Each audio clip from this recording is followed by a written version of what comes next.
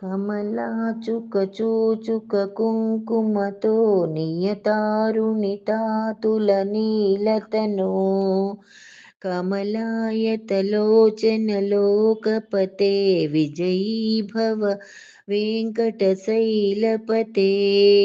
न चतुर्मुख षण्मुख पञ्चमुखे प्रमुखाखिल दैवतमौलिमणे शरणागतवत्सलसारनिधे परिपालय मां वृषशैलपते अतिवेलतया तव दुर्विषहैरनुवेलकृतैरव राधसथैः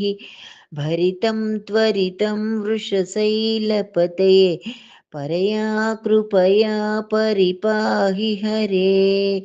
अधिवेङ्कटशैलमुदारमतेर्जन ताभिमताधिकदानरतात् परदेवतया गदिता निगमैः कमलादयितानपरङ्कलये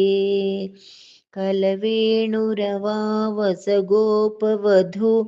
शतकोटिशतात्मरकोटिसमात् प्रतिपल्लवकाभिमतात् सुखदत्वसुदेवसुधा न परङ्कलये अभिरामगुणाकरदासरथे जगदेकदनुद्धर धीरमते रघुनायक राम रमेश विभो वरदो भवदेव दयाजल निधे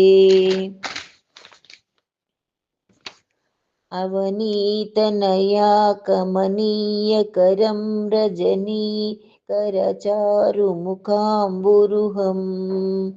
रजनीचरराजित मोमहिरं महनीयमहं रघुराममये सुमुखं सुहृदं सुलभं सुखदं स्वनुजं सुकायममोघसरम्